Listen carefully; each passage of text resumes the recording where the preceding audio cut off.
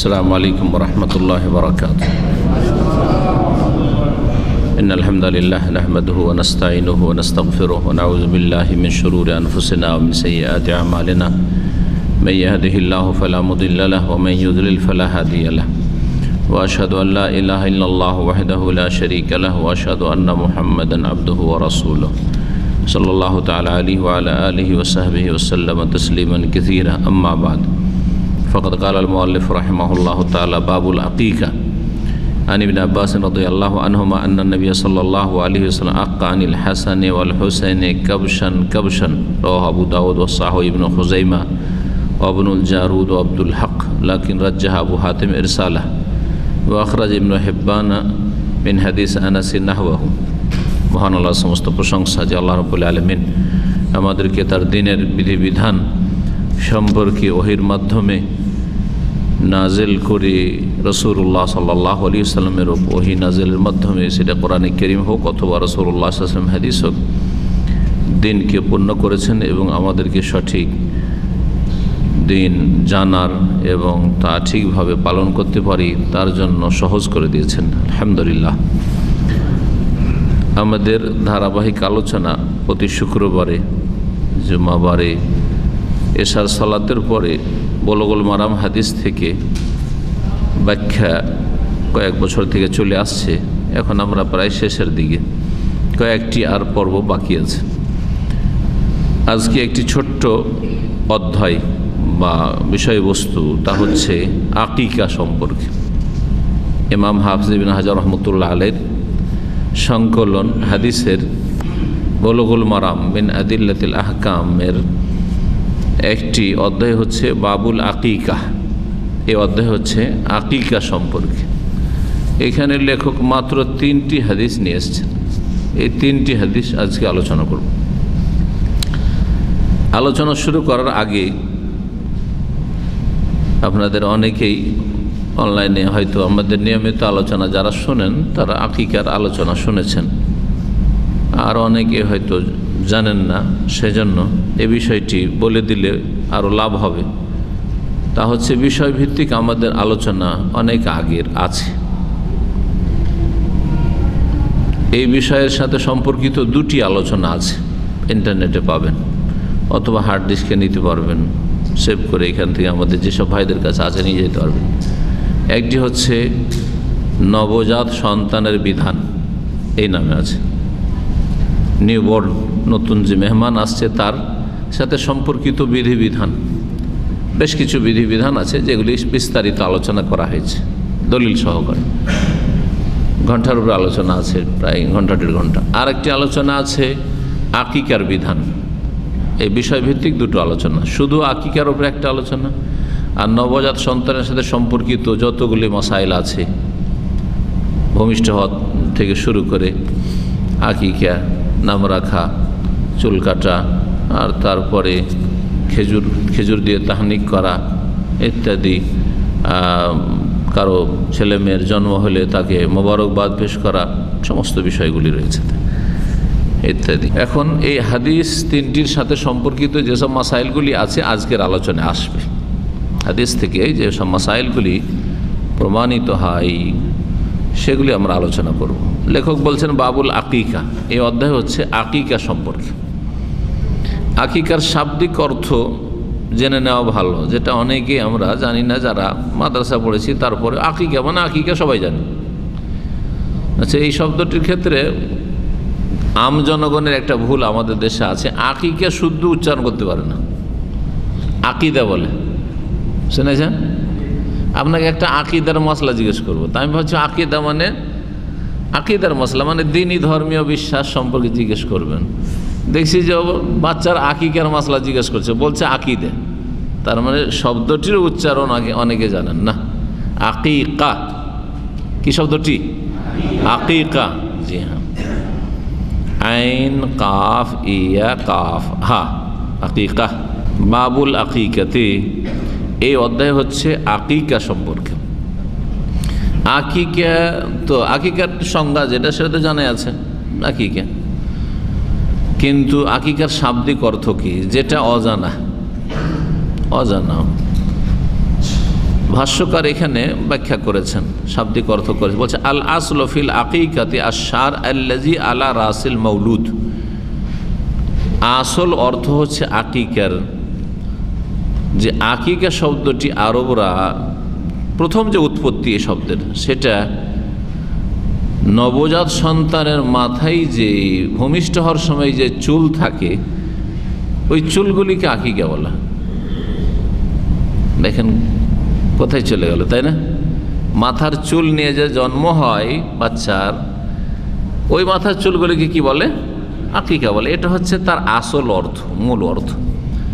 কিন্তু এখান থেকে সে শব্দটিকে ধার করে কোথায় নিয়ে যাওয়া হয়েছে?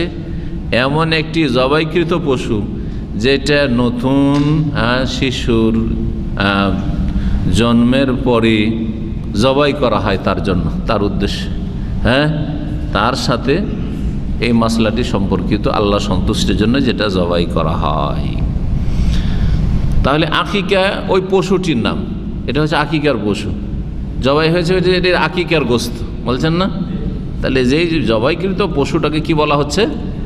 আকিকা বলা হচ্ছে। এটা আসল অর্থকে ধার করা অর্থ আর কি।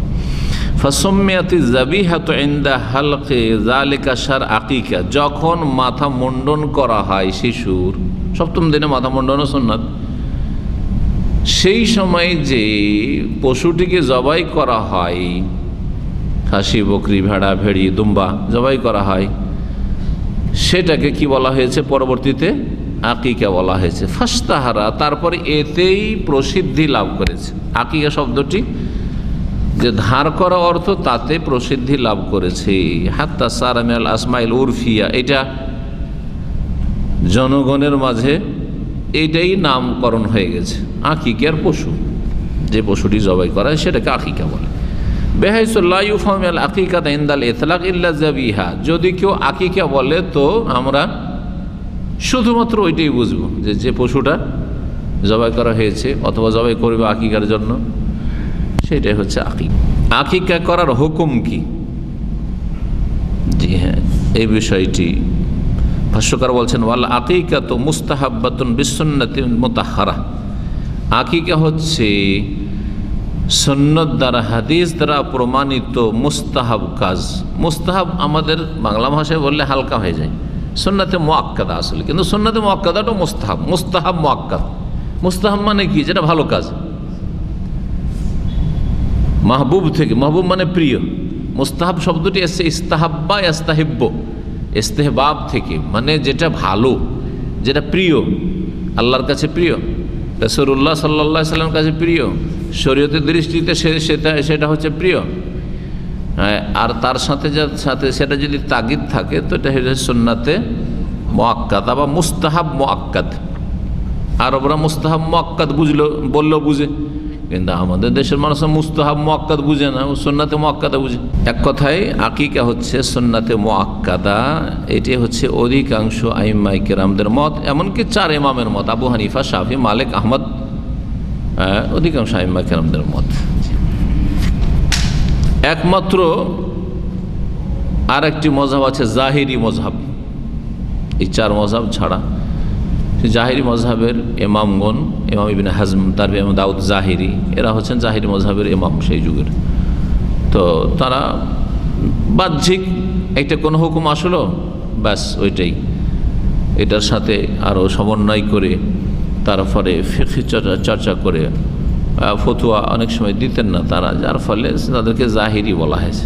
জাহিরি হাদিস দেখে যেটা হাদিস এসছে ওইটা বলে দিল, কিন্তু হাদিসটা কেন বলা হয়েছে, প্রেক্ষাপট কি, অনেক সময় হয়তো এটা দেখা হয় না, যার ফলে যারা জাহিরি। তো জাহিরি মযহাব হচ্ছে যে আকিকা করা ওয়াজিব, আকিকা করা ওয়াজিব। ওয়াজিব মানে ফরজ, আর ওয়াজিব মানে হানাফি মযহাবের ওয়াজিব না। হানাফি মযহাবের ওয়াজিব সুন্নাতে মুআক্কাদের কাছাকাছি, অন্যদের কাছে যেটা সুন্নাতে মুআক্কাদা সেটা হানাফি মযহাবে ওয়াজিবের কাছাকাছি।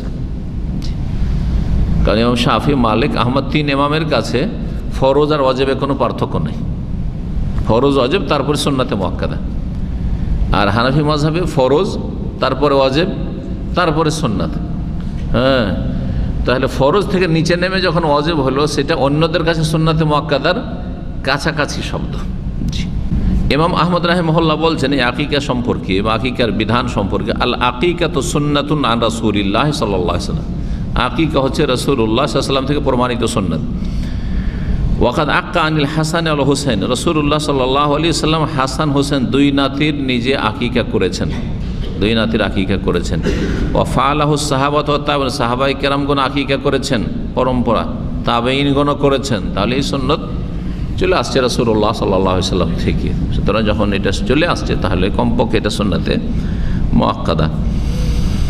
ইমাম ইবনুল কাইয়িম রাহিমাহুল্লাহ আরেকটি মাসলা উল্লেখ করছেন যে একজন লোকের ছেলে মেয়ে ভূমিষ্ঠ হয়েছে, সে আকিকা করছে তার জন্য, আর একজন লোকের ছেলে মেয়ে ভূমিষ্ঠ হয়েছে, সে আকিকা না করে সেই মূল্যটা দান খায়রাত করছে।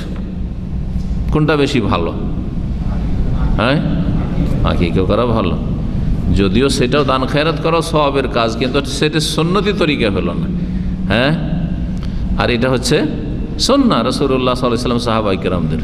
জি, সুতরাং আজকাল এই বিষয় থেকে আরেকটা মাসলা আমরা ইস্তেমবাদ করি, সেটা হচ্ছে আজকাল অনেক ভাইরা আছেন প্রবাসে থাকেন, আকিকা করেন না কিন্তু দোস্ত বন্ধুকে পরিচিতদেরকে মুখ মিষ্টি করেন, 5 কিলো মিষ্টি নিয়ে চলে আসলো, ধুমধাম করে খাওয়াই দিল। অনেক ভাইরা আমাদের ইসলামিক সেন্টার মিষ্টি খাওয়ায় না, কিসের মিষ্টি? বলছে আমার ছেলে হয়েছে, সে মিষ্টি তো খাওয়াইলো।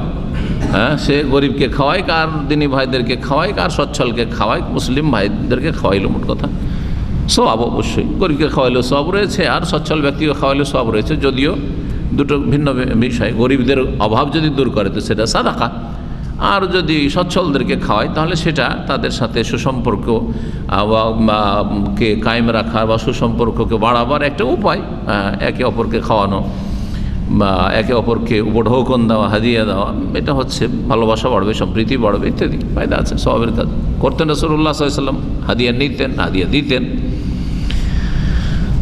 তো বলছেন ইবনুল কাইয়িম রাহিমাহুল্লাহ, ইবনে তাইমিয়া রাহিমাহুল্লাহর খাস ছাত্র, যাবহুহা আফযালু মিনাস সাদাকাতি বিসামানিহা, যদি কেউ আকিকা জবাই করে, মানে আকিকার পশু জবাই করে, সেটা বেশি উত্তম আকিকার মূল্য সাদকা করার চাইতে।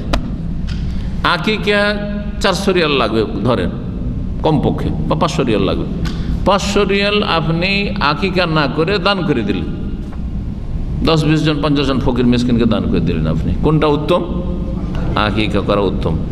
কেন বলছেন? লিআন্না সুন্নাহ, কারণ এটি হচ্ছে সুন্নাত। ওয়া নাসিকাতুন, এবং এটি একটি জবাই, আল্লাহর সন্তুষ্টির জবাই করা হলো। মশরুআতুন, যেটা শরীয়ত সম্মত জবাই, যেমন কোরবানি শরীয়ত সম্মত জবাই। হাজি সাহেবদের হাদি জবাই করা হচ্ছে, সুন্নত সম্মত জবাই। এইরকমই কারো অজেব টজেব ছুটে গেলে যে দম, সেগুলি যেন শরীয়ত সম্মত আল্লাহর জন্য জবাই, বিশেষ খাস জবাই। একটা হচ্ছে নিজে গোস্ত খাওয়ার জন্য জবাই, আর এগুলো হচ্ছে ইবাদত বন্দেগীর জবাই।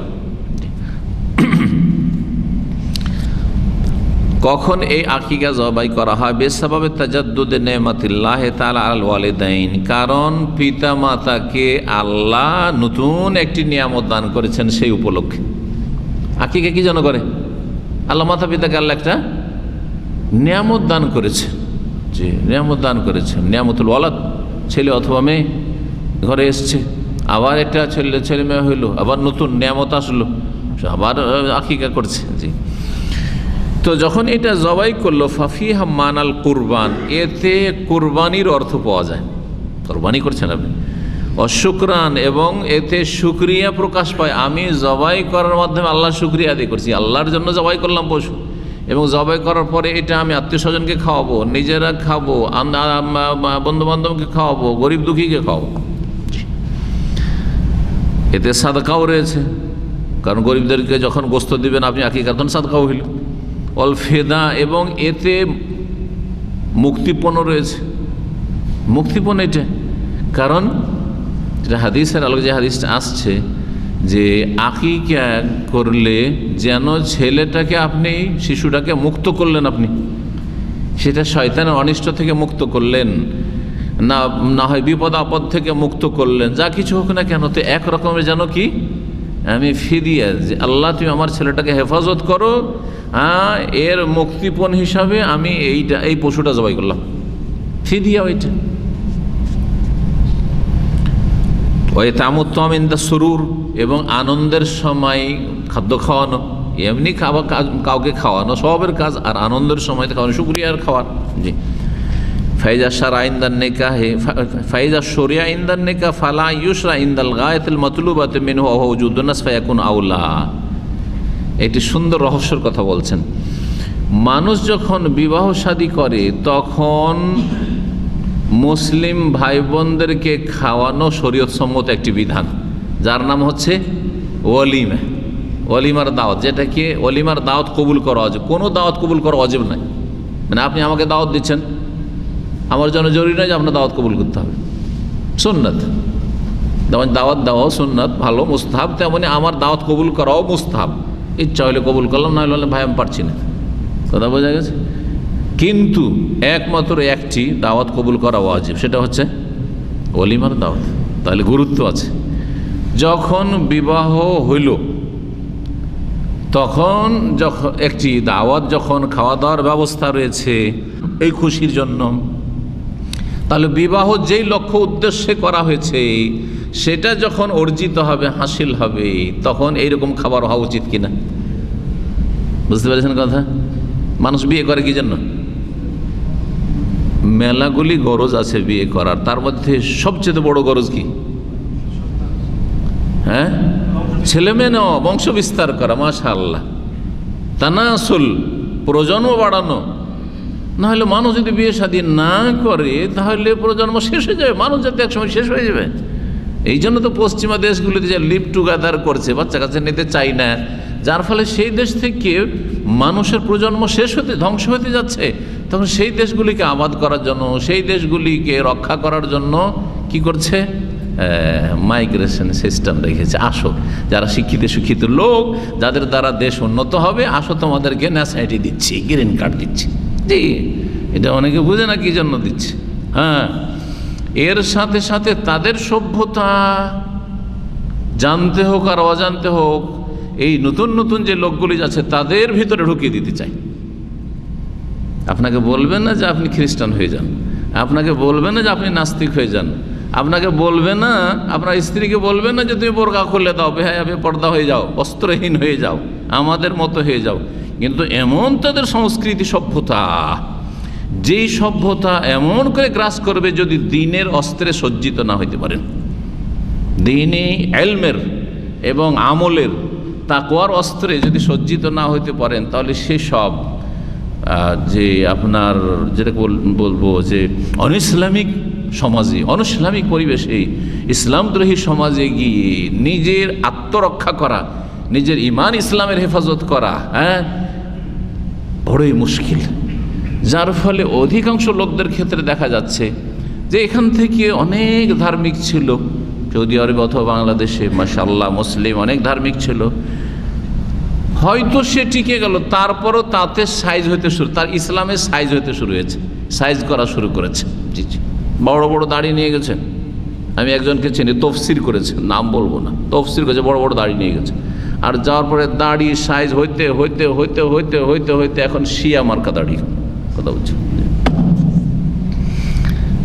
আল্লাহ হেফাজত করে এইসব ফিতনা থেকে। কোনোদিন বলেছে পশ্চিমারা যে দাড়ি ছোট করতে হবে? বলবে না, ওরা বড় চালাক।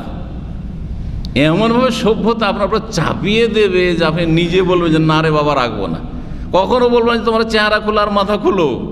এমন সভ্যতা আপনার উপর চাপিয়ে দেওয়া হয়েছে যে ধীরে ধীরে ধীরে আপনার স্ত্রী নিজেই মুখের কাপড় নামাইলো, তারপর মাথার কাপড় নামাবে, তারপরে শরীরের কাপড় নামাবে, নিচে থেকে কাপড় উঠাবে, এদিক থেকে নামাবে, করতে করতে একেবারে বস্ত্রহীন হয়ে যাবে তাদের মতো। যদি প্রথম প্রজন্মের না হয় তো দ্বিতীয় প্রজন্মে গিয়ে হয়ে যাবে। আপনি হয়তো স্বামী স্ত্রী মাশাআল্লাহ দিনদার থেকেই গেলেন গিয়ে ওই সব দেশে, কিন্তু আপনার ছেলে মেয়েগুলো আর সামলাইতে পারলেন না। ওরা পুরোপুরি বেদিন হয়ে গেল, আর না হলে অর্ধেক বেদিন হয়ে গেছে। আর তৃতীয় প্রজন্মে গিয়ে ফিরিয়ে পাওয়া মুশকিল। সুতরাং আল্লাহ আমাদের সকলের হেফাজত করেন, এবং মুসলিম ভাইরা যেখানে যারা ওইসব দেশে আছে তাদের আল্লাহ হেফাজত করেন, তাদের দিনের ওপর অটল থাকার তৌফিক দান করেন, আর তাদেরকে দিনের দাওয়াতের ওপর, দিন চর্চার ওপর কায়েম থাকার তৌফিক দান করেন। দিন যদি চর্চা করে তাহলে অনেকটাই টিকতে পারে, কিন্তু তারপরও এত রিস্ক আছে, ঝুঁকি আছে যে আল্লাহ হেফাজতকারী। সেই জন্য সেসব দেশে কখনো নিয়ত করা উচিত নয় যে সেখানে স্থায়ীভাবে আমরা বসবাস করব অথবা থাকব। তবে যুগের আবর্তন বিবর্তনে যদি সেখানে আল্লাহ না করে সেখানকার লোক হাবাসার মতো হয়ে যায়, হ্যাঁ, এমনকি সামদেশ এরাক, এগুলো কিছু, এরাক মজুস অগ্নিপূজকদের দেশ ছিল। উমর রাদিয়াল্লাহু তাআলা জামানার আগে মজুস অগ্নিপূজকদের দেশ ছিল। আর তারপরে ইরাক আর ইরান একসাথে ছিল, মজুসদের দেশ ছিল। তারপরে সামদেশ খ্রিস্টানদের দেশ ছিল, রোমের একটা অংশ ছিল। আলহামদুলিল্লাহ সেগুলো মুসলিম দেশে পরিণত হয়েছে। জি, বাংলাদেশ কি ছিল? ভারতের একটা অংশ ছিল। পাকিস্তান কি ছিল? ভারতের একটা অংশ ছিল। ছিল না? হ্যাঁ। তো যদি আল্লাহ না করে, যে আল্লাহ করে যে আলহামদুলিল্লাহ এরকম পরিবর্তন হয়ে যায় আমাদের দাওয়াতের মাধ্যমে, তাহলে আলহামদুলিল্লাহ থাকেন, অসুবিধা নেই। পরিবেশ অনুকূল হয়ে গেছে, সুন্দর হয়ে গেছে, মাশাআল্লাহ, দিন পালনে কোনো অসুবিধা নেই, ফিতনার আশঙ্কা নেই। আগে ঈমান রক্ষা করতে হবে, আগে ইসলাম রক্ষা করতে হবে, আগে আমার জান্নাতের হেফাজত করতে হবে, তারপরে দুনিয়া হইল না হইল বাধ্য। আসল উদ্দেশ্য হচ্ছে বিয়ে শাদী করার, প্রজন্ম বাড়ানো, হ্যাঁ, প্রজন্ম বিস্তার করা। এছাড়াও অনেকগুলি উদ্দেশ্য আছে। আমার বিবাহের বিস্তারিত আলোচনাতে অনেকগুলি ওতে লক্ষ্য উদ্দেশ্য। তার মধ্যে গোনা থেকে বাঁচা, তারপরে মানুষের প্রয়োজন আছে। একজন মহিলা একাই থাকতে পারে না, তার প্রয়োজন একজন স্বামীর। একজন পুরুষ একাই থাকতে পারে না, তার প্রয়োজন হচ্ছে স্ত্রীর অবশ্যই প্রয়োজন। পারিবারিক প্রয়োজন রয়েছে, সাংসারিক প্রয়োজন রয়েছে। বাইরের কাজ আপনি সামলাবেন তো ঘরের কাজ কে সামলাবে? অনেক উপকারিতা রয়েছে, কিন্তু মুখ্য উদ্দেশ্য হচ্ছে তানাসুল, তার মানে প্রজন্ম বাড়ানো। জি, তো যখন বিয়ের শুরুতে বিয়ে যখন করলেন তখন খাওয়া দাওয়ার ব্যবস্থা করা সুন্নাত। তখন যেই লক্ষ্যে বিয়ে করেছে সেই লক্ষ্য যখন হাসিল হলো, যে ছেলে মেয়ে পেয়েছেন, তখন খাওয়া দাওয়া করানো সুন্নাত। সেটা হচ্ছে আকিকা। ছেলে সন্তান আর মেয়ে সন্তান, তার মধ্যে মানুষের স্বভাব, এই স্বভাবের উপর আল্লাহ সৃষ্টি করেছেন। আপনি যাই বলেন, অনেকের হয়তো ছেলে আছে সেজন্য এখন একটা মেয়ে হোক চাইছে, ও অন্তর থেকে চাইছে, কিন্তু এমনি ছেলেও নেই মেয়ে নেই, অথবা ছেলেও আছে মেয়ে আছে, মনটা যত দিনদার হন মনটা কি চাইবে? ছেলের মনটা চাইবে, তাই না? ছেলের নিয়ামত হলে বেশি খুশি হয় মেয়ের তুলনায়। যখন বেশি খুশি তাহলে বেশি কুরবানি করেন, বুঝতে পেরেছেন? বেশি খুশি তাহলে বড় নিয়ামত পেয়েছেন তো বড় শুকরিয়া আদায় করেন। জি, এই জন্য ছেলে হলে দুটো মুস্তাহাব আর মেয়ে হলে এক। জি হ্যাঁ, তাই বলছেন শেখ ভাষ্যকার।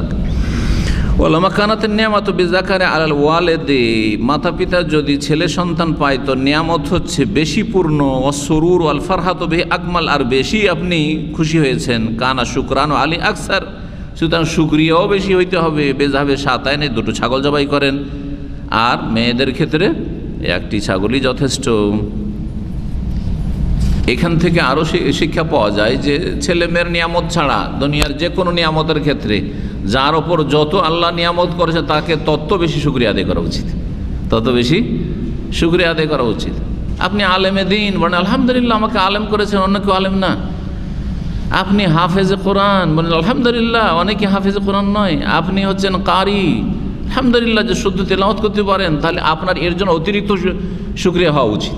কি শুকরিয়া আদায় করেছেন? আপনিও যদি আম জনগণের মতো আপনার ইবাদতের কোয়ালিটি হয়, আপনার আখলাক চরিত্রের কোয়ালিটি হয়, ওরাও 5 ওয়াক্ত নামাজ পড়ে, আপনিও 5 ওয়াক্ত নামাজ পড়েন, আপনি অতিরিক্ত তাহাজ্জুদ পড়তে পারছেন না, তাহলে আপনাকে যে এই নিয়ামত দান করেছেন, এলেমের নিয়ামত, হেফজের নিয়ামত, দিনের জ্ঞানের নিয়ামত, এর জন্য অতিরিক্ত কি শুকরিয়া আপনার? বোঝার চেষ্টা করেন বিষয়টা, ঠিক না? একজন লোককে আল্লাহ অনেক ধন সম্পদ দিয়েছেন, আরেকজনকে দেননি, কম দিয়েছেন। বেশি নিয়ামতে বেশি শুকরিয়া আদায় করবেন না? অবশ্যই শুকরিয়া আদায় করেন। আপনাদেরকে আল্লাহ সৌদি আরবে থাকার নিয়ামত দান করেন, যেটা বাংলাদেশের অধিকাংশ মানুষ পায়নি। তাহলে তাদের মতোই যদি আপনার চরিত্র আর আপনার ইমান আমল আর আখলাক হয় আর ইবাদত হয়, তাহলে আপনি কি শুকরিয়া আদায় করলেন? আপনি সৌদি আরবের নিয়ামত, এখানে থাকার যে নিয়ামত পেয়েছেন, কি শুকরিয়া আদায় করলেন? 2 বছর 3 বছর হয়ে যাচ্ছে, উমরায় যেতে পারেন না। 8 বছর 10 বছর হয়ে গেছে, হজই করেননি, তো বাংলাদেশের মানুষ সব ওই রকমই। তো পার্থক্য কী থাকলো তাহলে? কোথায় শুকরিয়া আপনার? যে ও আম্মা বে নেমাতে রব্বিকা ফাহাদিস, রবের নিয়ামতের প্রকাশ করতে হবে, মানে শুকরিয়া আদায়। যাকে যত নিয়ামত আল্লাহ দিয়েছেন তত তার বেশি শুকরিয়া করা উচিত।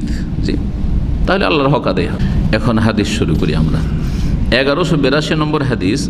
আন ইবনে আব্বাস রাদিয়াল্লাহু আনহুমা আন্না নবী সাল্লাল্লাহু আলাইহি ওয়াসাল্লাম আক্কা আনিল হাসান ওয়াল হুসাইন কাবশান কাবশান। ইবনে আব্বাস রাদিয়াল্লাহু তাআলা আনহু বর্ণনা করছেন যে নবী করিম সাল্লাল্লাহু আলাইহি ওয়াসাল্লাম হাসান হোসেনের আকিকা করেছেন। কাবশান কাবশান, একটি করে দুম্বা, একটি করে দুম্বা। এখন একটি করে এই হাদিস আসলো আবু দাউদের হাদিস, ইবনে খুজাইমা সহিহ বলেছেন, ইবনুল জারুদ এবং ইমাম আব্দুল হক তারা সহিহ বলেছেন। ইমাম আবু হাতিম যদিও মুরসাল বলেছেন, তবে সবগুলি সূত্র মিলিয়ে হাদিসটি সহিহ। সবগুলো সূত্র মিলিয়ে হাদিসটির খোলাসা হচ্ছে যে হাদিস হচ্ছে সহিহ, বিস্তারিত এখানে লেখক উল্লেখ করেছেন। জি, এই হাদিসে একটি করে ছেলে, হাসান হোসেন ছেলে সন্তান, একটি করে দুম্বার কথা আসলো। কিন্তু আরেকটি হাদিসে রয়েছে বা অন্য বেশ কিছু রিওয়ায়াত রয়েছে, বলছে ওয়ার রিওয়ায়াত তাখতালিফু ফিমা আক্কা বিহি নবী সাল্লাল্লাহু আলাইহি ওয়াসাল্লাম আনিল হাসান ওয়াল হুসাইন। বিভিন্ন বর্ণনাগুলি এর চাইতে ভিন্নও রয়েছে হাসান হোসেন সম্পর্কে আকিকা করার ক্ষেত্রে। ফাবাযুহা বিকাবশিন ওয়া ফি উখরা কাবশান। কিছু রিওয়ায়াতে আছে একটি করে দুম্বা, আর কিছু রিওয়ায়াতে কিছু হাদিস আছে দুইটি করে দুম্বা করেছেন। ওয়াসানি হুয়া আল্লাযী ইয়ামবাগিল আখযু বিহি। যখন অতিরিক্ত বর্ণনা আছে আর দুটো, একটার জায়গায় দুটোর রিওয়ায়াত আছে আর হাদিসের সনদগুলি সহিহ, তাহলে সেটাই গ্রহণ করা উচিত, সেটাই গ্রহণ করা উচিত। কারণ বর্ণনাকারী হতে পারে যে একটা দেখেছেন যিনি বর্ণনা করেছেন, দুটো দেখেননি, একটা জানতে পারেন, দুটো জানতে পারেননি। কিন্তু যার কাছে অতিরিক্ত জ্ঞান আছে তারটা গ্রহণযোগ্য বেশি। অতিরিক্ত জিয়াদাতু সিকাতে মাকবুলাতুন। নির্ভরযোগ্য ব্যক্তি যদি অতিরিক্ত কোনো সংবাদ দিতে পারে, নির্ভরযোগ্য ব্যক্তি যদি অতিরিক্ত কোনো সংবাদ দিতে পারে, তো আমরা গ্রহণ করবো না?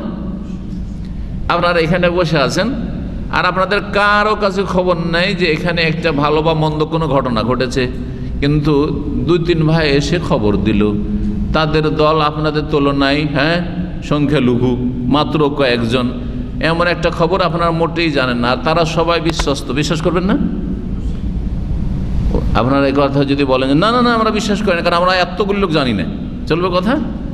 এটা হচ্ছে নির্ভরযোগ্য ব্যক্তি যদি অতিরিক্ত কোনো সংবাদ দেয় তাহলে সেটা গ্রহণযোগ্য। এটা হাদিসের ক্ষেত্রেও ফিট করতে হবে।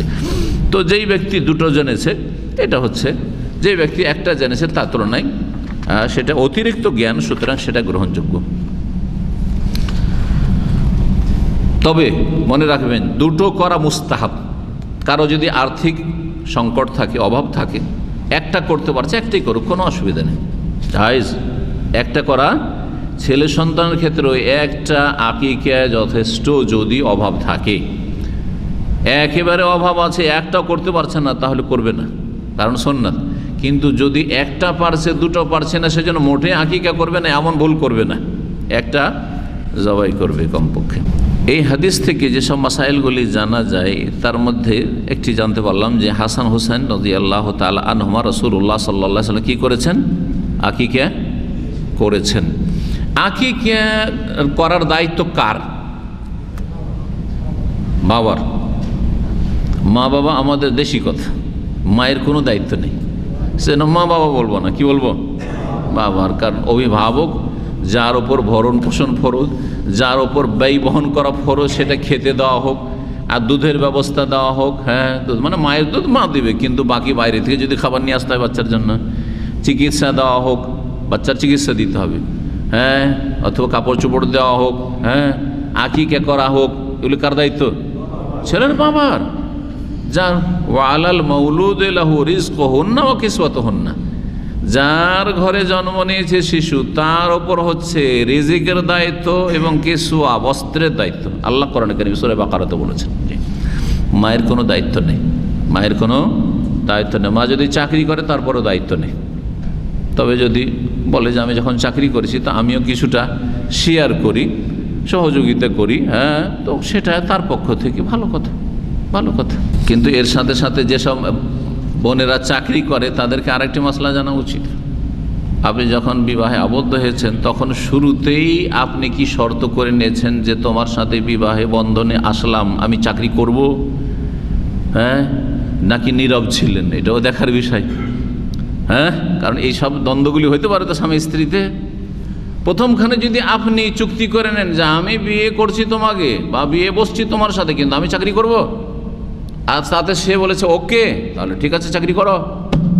সেই চাকরিতে যদি কোনো পাপের আশঙ্কা না থাকে, তাহলে ফিতনার আশঙ্কা না থাকে, কিন্তু ফিতনার আশঙ্কা থাকে তাহলে স্বামীর বাধা দেওয়ার অধিকার আছে। ফিতনার আশঙ্কা নেই কিন্তু 6 ঘন্টা 8 ঘন্টা ডিউটি করছে, যেই সময়টাই স্বামীর প্রয়োজন সংসারের কাজে অথবা নিজের জন্য স্ত্রীর, যদি প্রথমখানে কোনো এরকম চুক্তি না করা হয়ে থাকে তাহলে আসল হচ্ছে যে স্বামীর অনুমতি ছাড়া চাকরি করা যাবে না। স্বামীর অনুমতি ছাড়া চাকরি করা যাবে না, কথা বলা যাবে না যে না আমি আমার চাকরি ছাড়বো না, তাহলে আগে চুক্তি করে নিতে হইতো। জি হ্যাঁ, কারণ যখন আপনার ওপর ভরণ পোষণের দায়িত্ব নেই, যিনি ভরণ পোষণ আপনার দিচ্ছেন, আপনার ছেলে মেয়েদের দিবেন, যিনি হচ্ছেন কাওয়াম, আর রেজাল কাওয়ামুন আলান নাসা, নেতা, যাকে আল্লাহ নেতৃত্ব দিয়েছেন, তার আদেশ মেনে চলতে হবে, তার আনুগত্য করতে হবে, এতেই পারিবারিক শান্তি রয়েছে।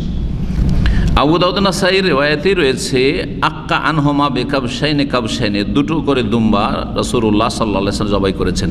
বলছিলাম যে দায়িত্ব হচ্ছে পিতার, পিতা ছিলেন হাসান হোসেনের আলী রাদিয়াল্লাহু তাআলা, কিন্তু এই দায়িত্ব যদি কেউ স্বেচ্ছায় আদায় করে দেয় অন্য যে কোনো ব্যক্তি, তো সেটা চলতে পারে কি না?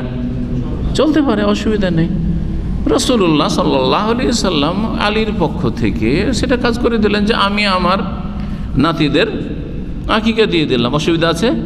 কোনো অসুবিধা নেই। সুতরাং এইরকমই যদি আমরা করি তো জায়েজ আছে, যে কেউ আকিকা করতে পারে, আপনার ভাইয়ের ছেলে হয়েছে আমি একটা আকিকা দিয়ে দেবো, অসুবিধা নেই, জায়েজ আছে।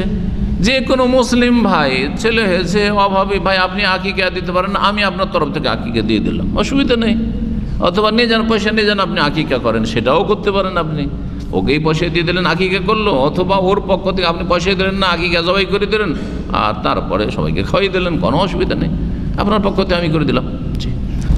আর একটি হাদিস রয়েছে আয়েশা রাদিয়াল্লাহু তাআলা আনহা থেকে, ইবনে হিব্বানে, হাকিমে, বাইহাকিতে বলছেন যে আন্নাহু আক্কা আনহুমা ইয়াউমাস সাবে, হাসান হোসেন রাদিয়াল্লাহু আনহুমার আকিকা করেছেন সপ্তম দিনে। তাহলে একটা মাসলা জানতে বললাম, সপ্তম দিনে করা হচ্ছে সুন্নত।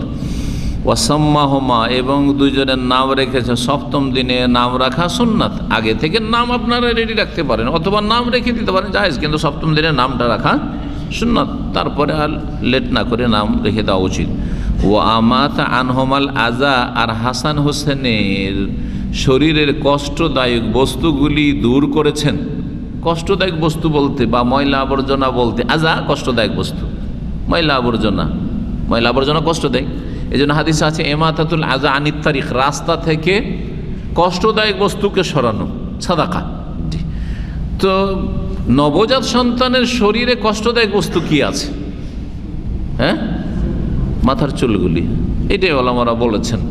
এখন এইগুলো কি কষ্টদায়ক? আল্লাহ জানে এর হিকমত, সায়েন্টিফিক রহস্য অথবা আর কিছু আল্লাহ জানে, কিন্তু যেই মাথার চুলগুলি নিয়ে শিশু মায়ের পেট থেকে ভূমিষ্ঠ হয়ে দুনিয়াতে এসছে, সেগুলিকে পরিষ্কার করে নিতে হবে সপ্তম দিনে, যদি তাতে ক্ষতির আশঙ্কা না থাকে।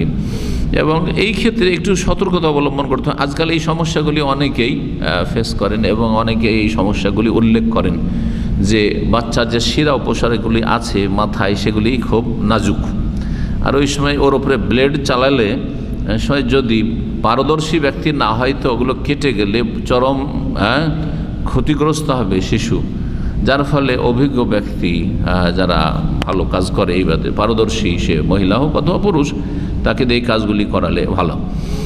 আর এটাও করলেন না, আর এই বাহানাতে রেখে দিলেন, আর চুল একবারে বড় বড় হয়ে গেছে। অনেকের দেখা গেছে, শুনতে পাই বা জানতে পারি যে 2 মাস 3 মাস হয়ে গেছে বাচ্চার বা চুল কাটে না। কি অজুহাতে? যে এই সময় চুল কাটতে গেলে সে যে নার্ভগুলি আছে, শিরা উপশিরাগুলি, এগুলি আক্রান্ত হবে বা ক্ষতিগ্রস্ত হবে, যার ফলে ও চুলই কাটে না, বড় বড় করে দিয়েছে। না, ঠিক নয়। আকিকা সুন্নাতে মুআক্কাদা না ওয়াজিব, এই মাসলাটি উল্লেখ করেছি, তাই না? এর আগে উল্লেখ করেছি। এখন তাহলে দ্বিতীয় হাদিসটি দেখি। 1183 নম্বর হাদিস। ওয়ান আয়েশা রাদিয়াল্লাহু আনহা আন্না রাসূলুল্লাহ সাল্লাল্লাহু আলাইহি ওয়াসাল্লাম আমারাহুম আন ইউআক্কা আনিল গোলামে শাতানে মুকাফিআতানে ওয়া আনিল জারিয়াতে শাতুন, রাওয়াহু তিরমিজি ওয়া সাহাহু ওয়া আখরাজু আহমদ ওয়াল আরবাতু আন উম্মে কুরজিল কাবিয়া নাহওয়াহু। আয়েশা রাদিয়াল্লাহু তাআলা আনহা থেকে বর্ণিত, বলছেন যে রাসূলুল্লাহ সাল্লাল্লাহু আলাইহি ওয়াসাল্লাম সাহাবায়ে কেরামদেরকে এক সময় নির্দেশ দিলেন যে আন ইউআক্কা আনিল গোলামে, বালকের পক্ষ থেকে, ছেলে সন্তানের পক্ষ থেকে যেন আকিকা করা হয় শাতানে, দুটো ছাগল। শাতানে মানে বকরি, দুটো বকরি। মুকাফাতানে সমবয়সী, কাছাকাছি বয়সের হয়, এত পার্থক্য না হয় যে একটা 6 মাসের আরেকটা 1 বছরের। হ্যাঁ, একটা হচ্ছে 20 কিলো ওজনের আরেকটা 10 কিলো 15 কিলো ওজনের, এত পার্থক্য না হয়। 1-2 কিলোর পার্থক্য হোক, হ্যাঁ, 1-2 মাসের বয়সে পার্থক্য হোক, জি হ্যাঁ, এইরকম। আর যদি 1 বছরের হয়, দাতা হয়, বা 1 বছর হয় তো সবচেয়ে ভালো, কোরবানির মতো, এটা ভালো। অনেকে এটা শর্তই লাগিয়েছেন, কিন্তু শর্ত না হইলেও সেটা মোটামুটি 1 বছরের হওয়া উচিত, মোটামুটি 1 বছরের হওয়া উচিত, জি। তো দুটো ছাগল হইতে হবে, আর মোকাফাতান দুটো সমবয়সী কাছাকাছি বয়সের হইতে হবে, কাছাকাছি শুধু বয়সী না, কাছাকাছি ওজনের হইতে হবে, কাছাকাছি কোয়ালিটির হইতে হবে, এমনকি রঙের ক্ষেত্রেও কাছাকাছি বা একই রঙের হওয়া ভালো, আল্লাহ বলেছেন। এই হাদিসের ব্যাখ্যাতে বলেছেন নবী সাল্লাল্লাহু আলাইহি ওয়াসাল্লাম থেকে রঙের বিষয়টি এগুলো স্পষ্ট করা হয়নি, কিন্তু যেহেতু মোকাফা মানে পাশাপাশি, পাশাপাশি যেন একই ধরনের হয়। ওয়ানিল জারিয়াতে, আর বালিকার পক্ষ থেকে শাতুন, একটি ছাগল, একটি বকরি। ইমাম তিরমিজি হাদিসটি বর্ণনা করেছেন এবং হাদিসটিকে সহিহ বলেছেন। এই হাদিসটি হচ্ছে জাহিরি মজহাবের আইম্মাদের বা জাহিরিদের দলিল যে আকিকা হচ্ছে ওয়াজিব। কারণ রাসূলুল্লাহ সাল্লাল্লাহু আলাইহি ওয়াসাল্লাম সাহাবায়ে কেরামদেরকে নির্দেশ দিয়েছেন, হুকুম করেছেন। আর নবী সাল্লাল্লাহু আলাইহি ওয়াসাল্লাম হুকুম করলে তাদের যুক্তি আল আমরু লিল ওজুব, হুকুম পালন করা হচ্ছে ওয়াজিব, হুকুম পালন করা হচ্ছে ওয়াজিব। কিন্তু কখন ওয়াজিব হবে না, এটাও একটা রাস্তা আছে। যদি এমন কোনো লক্ষণ পাওয়া যায় যে রাসূলুল্লাহ সাল্লাল্লাহু আলাইহি ওয়াসাল্লামের বা আল্লাহর এই হুকুমটি ওয়াজিব নয়, বরং তার থেকে একটু হালকা, এইরকম যদি আমরা ইশারা ইঙ্গিত পাই, তাহলে তখন ওয়াজিব থেকে ফিরাইতে পারবো। যেমন কোরআনে কারীম এইরকম আমরের সেগা, নির্দেশ সূচক সেগা অনেক আছে, নির্দেশ সূচক বাক্য অনেক আছে। আল্লাহ বলছেন ফাইজা হালালতুম ফাস্তাদু, যখন তোমরা ইহরাম থেকে হালাল হয়ে যাবে তখন স্বীকার করো। এখন স্বীকার করা কি ওয়াজিব? স্বীকার করা কি সুন্নাত, মুস্তাহাব? মুস্তাহাব পর্যন্ত নাই যে স্বীকার করা। এখন হজ করা শেষ হয়েছে, উমরা করা শেষ হয়েছে, একটু স্বীকার করেন এদিক ওদিক, মুস্তাহাব কেউ বলেনি মুস্তাহাব, কি বলেছেন?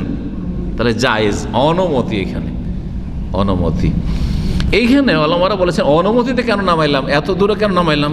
কোথায় হুকুম করলে ওয়াজিব হয়? ওয়াজিব থেকে সুন্নাত না, সুন্নাতের নিচে একবারে মুবাহাতে জায়েজে নামিয়ে দিলাম কেন? তখন উসুলে ফিকহের একটা কায়দা, তারা উসুলে ফিকহের কায়দাও তো ওলামারাই বানিয়েছেন। তারা বলছেন নিষেধ আজ্ঞার পরে যদি কোনো হুকুম হয় তো সেটা জায়েজ। নিষেধ ছিল, এখন হুকুম হচ্ছে, তাহলে সেটা হচ্ছে জায়েজ। এতদিন নিষেধ ছিল, এখন করো, তার মানে করা বৈধ, করা ওয়াজিব নয়। তো ইহরামের অবস্থায় স্বীকার করা নিষেধ ছিল, হারাম ছিল, এখন হালাল হয়েছে, স্বীকার করো, তার মানে স্বীকার করা তোমাদের জন্য মুবাহ, জায়েজ। তো এটি যেহেতু নবী সাল্লাল্লাহু আলাইহি ওয়াসাল্লাম নির্দেশ দিয়েছেন, সেজন্য জাহিররা বলছেন যে হুকুম হয়েছে তখন ওয়াজিব। কিন্তু জমহুরুল উলামা চারে বলছে আন্নাহা সুন্নাতুল মুআক্কাদা, এটি সুন্নাত মুআক্কাদা ওয়া লাইসাত ওয়াজিব, এটা ওয়াজিব নয়। ওয়ান সামরা রাদিয়াল্লাহু আনহু আন্না রাসূলুল্লাহ সাল্লাল্লাহু আলাইহি ওয়াসাল্লাম ক্বাল কুল্লু গুলামিন মুরতাহানুন বিআকিকাতিহি তুযবাহু আনহু ইয়াওমা সাবিহি ওয়া ইউহলাকু ওয়া ইউসাম্মা, রাওয়াহু আহমদ ওয়াল আরবাআতু ওয়া সাহাহু তিরমিজি। সামরা রাদিয়াল্লাহু তাআলা আনহু থেকে বর্ণিত, তিনি বলছেন যে রাসূলুল্লাহ সাল্লাল্লাহু আলাইহি ওয়াসাল্লাম বলেছেন কুল্লু গুলামিন মুরতাহান, প্রত্যেক বালক, বালক হোক আর বালিকা হোক, এখানে যদিও গোলাম বলা হয়েছে দুটোকে সামনে, প্রত্যেক সন্তান, নবজাত সন্তান দায়বদ্ধ বিআকিকাতিহি, তার আকিকার সাথে, আকিকার সাথে সে বাঁধা, যেন সে বন্ধকের বস্তু, বন্ধকৃত বস্তুর মতো, মুরতাহান কাকে বলা হয়? রেহেন বলা হয় বন্ধককে, রেহেন বলা হয় আরবিতে রেহেন, যেটাকে বাংলা আমরা বলি কি বন্ধক। কারো কাছে কোনো টাকা নিলেন বা কোনো কিছু নিলেন আর তারপরে তার কাছে কিছু বন্ধক রেখে দিলেন, করেন না অনেকে? জি হ্যাঁ। কিসের জন্য? জামানত স্বরূপ, জামানত স্বরূপ, যাতে টাকাটা মরে যাওয়ার বা হাতছাড়া হওয়ার আশঙ্কা না থাকে। যদি টাকা না দেয় তো এটা বিক্রি করে আমার টাকাটা উঠিয়ে নিতে পারবো, এই হচ্ছে রেহেন। তো প্রত্যেক শিশু যেন সে কি হয়ে রয়েছে? বন্ধকৃত রয়েছে তার আকিকার সাথে, আকিকার সাথে বন্ধক আছে। আকিকা হইলে বন্ধক থেকে মুক্ত। বন্ধকৃত বস্তুকে যদি মুক্ত না করেন, ছাড়িয়ে না নেন, যেটা আপনি তার কাছ থেকে ধার নিয়ে সেটা দিয়ে, তাহলে আপনার হাত ছাড়া। যে ব্যক্তি বন্ধক রেখেছে তার আসল মালিক সে, কিন্তু হাত ছাড়া। তো ওই রকমই এই বালক যেন আকিকার সাথে বন্ধকে রয়েছে। যখন আকিকা দিবেন তখন তাকে আপনি ছাড়াইতে পারলেন, মুক্ত করতে পারলেন না। তুজবাহু আনহু ইয়াউমা সাবিহি, সুতরাং সপ্তম দিনে, তার সপ্তম দিনে, জন্মের সপ্তম দিনে কি করতে হবে? তার পক্ষ থেকে জবাই করতে হবে। কার জন্য? আল্লাহর জন্য। এই পক্ষ আর আল্লাহর জন্য দুটোতে পার্থক্য আছে। আমরা অমুকের জন্য কুরবানি করছি বা অমুকের নামে কুরবানি করছি, কথাটি বলি, অমুকের পক্ষ থেকে কুরবানি করছি, অমুকের পক্ষ থেকে। আকিকা করছি অমুকের পক্ষ থেকে, অমুক ছেলের পক্ষ থেকে। কার জন্য? আল্লাহর জন্য। অমুকের জন্য আকিকা করছি না, না, আল্লাহর জন্য। কারণ আমাদের ইবাদত বন্দেগী হচ্ছে লিল্লাহ, ইন্না সলাতি ওয়া নুসুকি ওয়া মাহিয়া ওয়া মামাতি লিল্লাহি রাব্বিল আলামিন।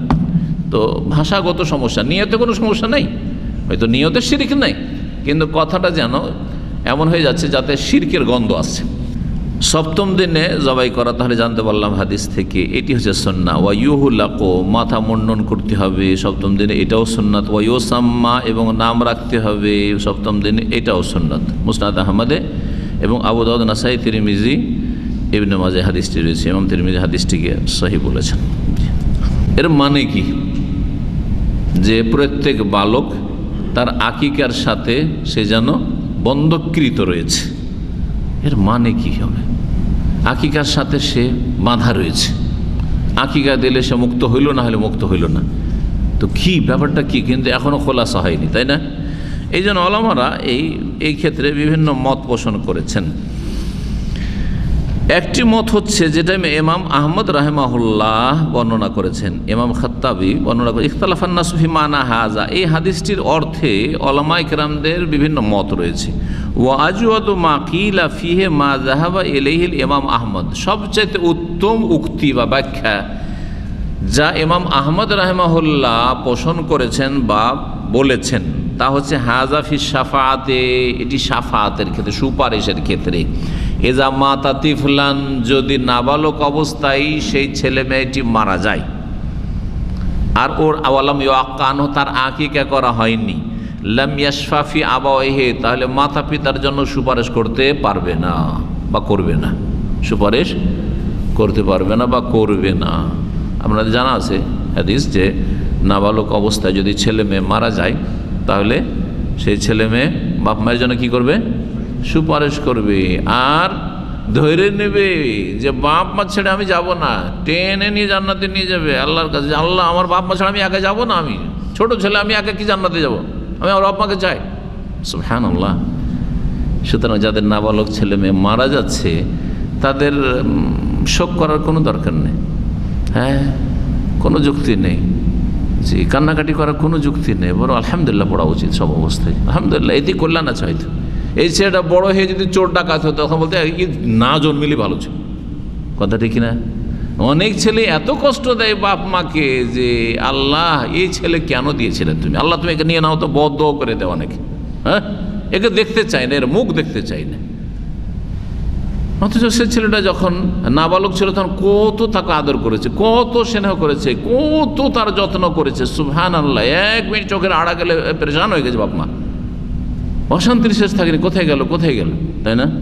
কিন্তু ছেলে বড় হয়ে যদি খারাপ হয়ে যায় তাহলে কি যে অশান্তি, এর চাইতে বড় অশান্তি আর কিছু নেই। বাইরের দুশ্মনের চাইতে ঘরের অসৎ ছেলে বড় দুশ্মন হয়ে গেছে, জানা একেবারে। তো অনেক সময় অপ্রীতিকর হয় বাহ্যিক দৃষ্টিতে, কিন্তু সেটা আল্লাহর নিয়ামত, আল্লাহর অনুগ্রহ। আসান তাকরাহু শাইআন ওয়া ইয়াজআল আল্লাহু ফীহি খায়রান কাসীরা। আল্লাহ কোরআনে কারীমে একটি আয়াতে বলছেন, সম্ভবত তোমরা কোনো কিছুকে অপ্রীতিকর মনে করছো, কষ্টদায়ক মনে করছো, কিন্তু তাতে আল্লাহ খায়রান কাসীরা, অজস্র কল্যাণ রেখেছেন, সীমাহীন কল্যাণ রেখেছেন, ভাবতেই পারো না যে এতে কল্যাণ ছিল। হয়তো এই নাবালক ছেলে যে মারা গিয়েছিল তোমার, আর খুব তোমাকে মানে ব্যথা লেগেছিল, শোক হয়েছিল, এই নাবালক ছেলে এই অবস্থায় মারা যাওয়াটা তোমার জন্য বড় রহমতের কারণ হয়েছে, যে এর ওসিলাতে, এর সুপারিশে তুমি জান্নাত চলে গেলে। জি, তোমার আমল দিয়ে জান্নাতে যেতে পারতে না, হয়তো ফেঁসে যেতে, কিছুদিন অথবা দীর্ঘদিন তোমাকে জান্নাতে থাকতে হইতো হয়তো। জি, এই জন্য যে কোনো বিপদ আপদে মনে করতে হবে যে এতে নিশ্চয়ই কোনো কল্যাণ আছে, কল্যাণ আছে। জি, এই একটি ব্যাখ্যা। তাহলে এই ছেলে আকিকার সাথে বাঁধা, অর্থাৎ আকিকা যদি না দেই বাপ, তাহলে বাপ মায়ের জন্য এই ছেলে নাবালক অবস্থা মারা গেলে সুপারিশ করতে পারবে না বা করবে না।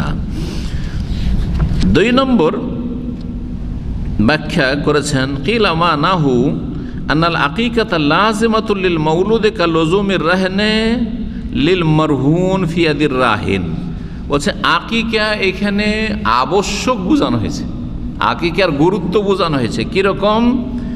আকিকা ওই রকমই জরুরি যেমন বন্ধকৃত যে বস্তু বা সম্পদ যেটা আছে বন্ধক রেখেছেন, সেটা যেই ব্যক্তি বন্ধক রেখেছে তার হাতে এমনভাবে বাঁধা যে সেটা সেখান থেকে মুক্ত করতে পারছেন না আপনি, হ্যাঁ। এবং যার এগনিস্টে যেই জিনিসটার কারণে আপনাকে বন্ধক রাখতে হয়েছে, ওটার যতক্ষণ পর্যন্ত পরিশোধ না করছেন, ধার নিয়েছেন অথবা তোমার সামান টামান কিনেছেন, যতক্ষণ পর্যন্ত পরিশোধ না করছেন ততক্ষণ আপনি ওই বন্ধকৃত সামানটাকে মুক্ত করতে পারছেন না, যেমন তার কাছে বাঁধা লাজেম হয়ে রয়েছে। ওই রকমই আকিকা হচ্ছে জরুরি, অর্থাৎ আকিকার এখানে গুরুত্ব বোঝানো হয়েছে, সেটা ওয়াজিব হোক অথবা সুন্নাতে মুআক্কাদা হোক, কিন্তু আকিকার গুরুত্ব বোঝানো হয়েছে, এই কথা বলেছেন। তৃতীয় আরেকটি ব্যাখ্যা অনেক ওলামারাই করেছেন, যেটা ভাষ্যকার কেন উল্লেখ করেনি আল্লাহ জানে, কিন্তু এটা অনেক ওলামারাই তাদের কিতাবাদিতে ভাষ্যে উল্লেখ করেছেন। সেটা হচ্ছে যে আকিকার সাথে ছেলে মেয়ে শিশু বাঁধা, হ্যাঁ, বন্ধকৃত, এর অর্থ হচ্ছে যদি আকিকা করা হয় তাহলে শয়তানের অনিষ্ট থেকে সুরক্ষিত, মাহফুজ। আর আকিকা যদি না করা হয় তাহলে এই ছেলে মেয়ে শয়তানের অনিষ্ট থেকে, জিন শয়তানের অনিষ্ট থেকে সুরক্ষিত না, হেফাজতে না। যে কোনো সময় জিন শয়তান অ্যাটাক করতে পারে, ক্ষতি করতে পারে। আর মানুষের জিন শয়তান বিভিন্ন দিক থেকে ক্ষতি করে, ইমানের দিক থেকে ক্ষতি করে, আমলের দিক থেকে ধ্বংস করে, বেদিন বানাবার চেষ্টা করে, শারীরিক দিক থেকে ক্ষতি করার চেষ্টা করে। জি, বদনজর লাগলো, অথবা সেহের জাদু লেগে গেল, জাদুর আসর হয়ে গেল, অথবা জিনে আক্রান্ত হইল, হ্যাঁ, ইত্যাদি এসব হয়ে থাকে। এসব অনিষ্ট থেকে হেফাজতে থাকবে যদি আকিকা দেওয়া হয়। এটা অনেক ওলামায়ে উল্লেখ করেছেন। তাহলে 3টি ব্যাখ্যা এর করা হলো, আল গোলাম মুরতাহানুন বা কুল্লু গোলাম মুরতাহানুন বে আকিকাতিহি, প্রত্যেক শিশু বাঁধা তার আকিকার সাথে। আর একটি মাসালা এখানে উল্লেখ করেছেন ভাষ্যকার, সেটা হচ্ছে কারো যদি আকিকা না হয় তার নিজের পক্ষ থেকে আকিকা করতে পারবে কি না।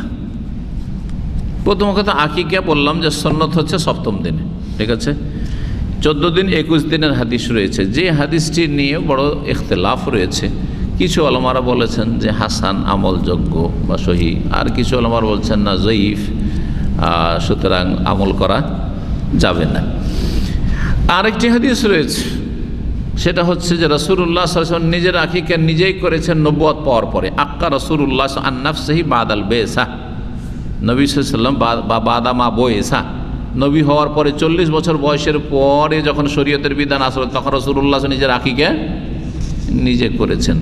এই হাদিসটা সহি কিনা এটাও বড়ই ইখতিলাফি মাসলা, কিন্তু আল্লামা আলবানী এই হাদিসকে সহি বলেছেন, যার ফলে বলেছেন যে নিজের আকিকা নিজে করতে হবে, নিজের আকিকা নিজে করতে পারে, মাসালায় খুব ইখতিলাফ রয়েছে।